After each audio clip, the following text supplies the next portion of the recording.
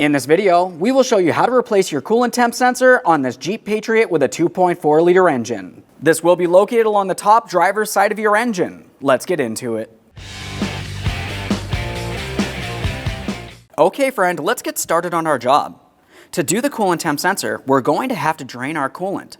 In some cases, you can drain only enough coolant that it's below the coolant temp sensor, remove the sensor, reinstall, and then top off the coolant. In my case, I always like to replace all of my coolant. Since I'm draining some, I'm going to replace all of it. We're going to make our way under the hood and remove our radiator cap. Go ahead and take hold of that. We'll turn it counterclockwise. A quick inspection, make sure the seal is still in good working order. If it needs to be replaced, now's a perfect time to do so. This looks fine, we'll rest it on top. Now to drain the coolant, we're going to have to make our way safely under the front of the vehicle.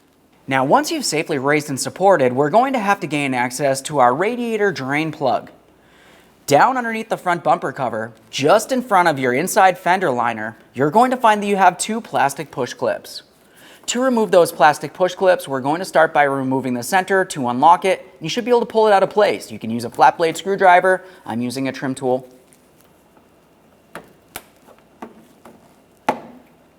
There we are. If it comes apart, just go ahead and set it in there. We'll keep it in the unlocked position, and now we can wiggle this and make our way up inside this area. Now, if you were to pull down on the front bumper cover, you can make your way all the way along the passenger side of the radiator. Just above the mounting point here is where you're going to find your drain plug. We need to make sure we have a collection receptacle underneath this area so we can collect and recycle our fluid properly.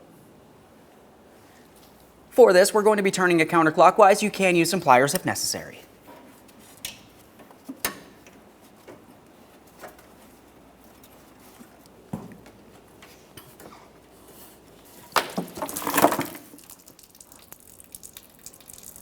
Once you finish draining the coolant, continue on to reinstalling the drain plug and snugging it up.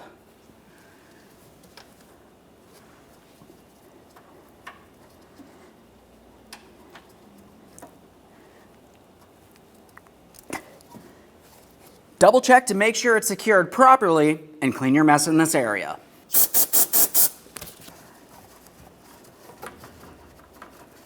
So now we can make our way back to reattaching our inside fender liner here. Just want to try to get it properly aligned so we can get our push pins in. Start in the outer portion first, lock it in by pressing in the center. Just double check, make sure that's properly secured in place. Now back up inside the engine compartment, we're going to have to gain access to the coolant temp sensor inside of this area. You could reach down in between, but I typically like to remove the engine cover. This is very simple. Go ahead and take hold of it and lift it up and out of position. With the cover out of position, now we can easily gain access in this area. As I pull this breather hose away, it exposes our electrical connector. This has a locking tab. Just go ahead and squeeze that in and pull this up and out of place. There's the locking tab right there. You can see it moving. We're looking for corrosion. This looks fine. We'll set it aside. Now continuing in the removal process here, you're going to find that you have a locking tab on the coolant temp sensor just below where the locking tab was for the connector. Right in this area, you can see I'm using an angled pick. I can gently flex this. At this point, I'm going to keep my pick under here with this flexed in the upward position, and I'm going to turn the sensor counterclockwise.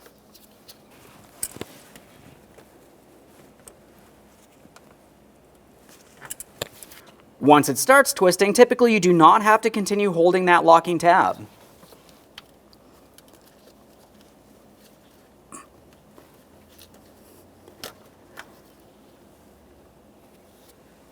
There it is, friend. Once you have that out of position, the next thing we need to do is clean and inspect the mounting area. When cleaning this, we only want to use a clean rag, never any type of detergent.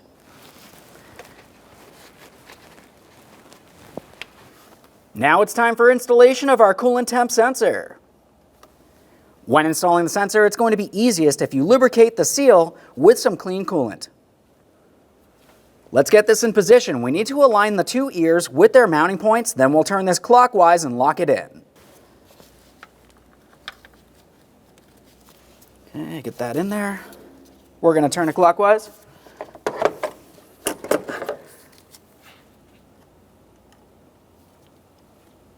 Listen for an audible click, That's the sound of the locking tab making its way over its corresponding area. Now we're going to take hold of it and turn it counterclockwise. It should not come loose. After confirming that, it's time to reconnect the electrical connector. Line up the locking tabs, press it in, listen for a click from that as well. After an audible click, a light tug on that connector, making sure it's not falling off. One last quick inspection in that area and we can reinstall our engine cover.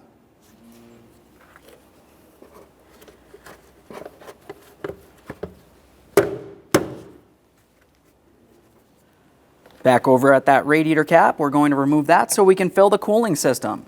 We're using the manufacturer's specified fluid, and you're going to need to remove all air from in the system. For this, if you have a funnel, you can use that. Otherwise, if you have a specialty tool, you could also use that as well.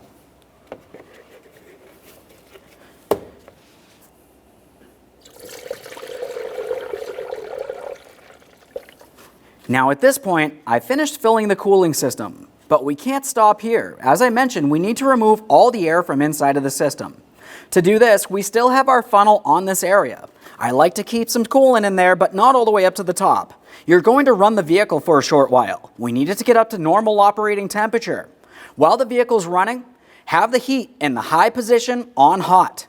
That's going to ensure that the thermostat opens up as it should. Once you hear the cooling fans turn on, coolant should circulate throughout the entire system, removing any air.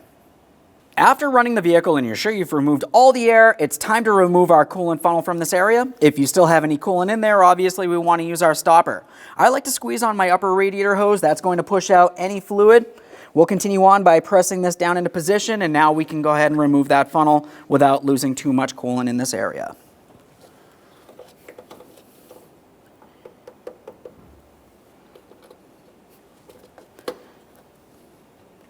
Reinstall your coolant cap.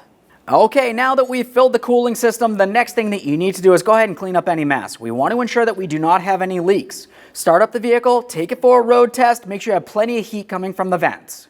Thanks for watching. When only the best will do, demand TRQ. The only company that lets you view before you do. TRQ is committed to offering the highest quality aftermarket auto parts that are engineered for peace of mind.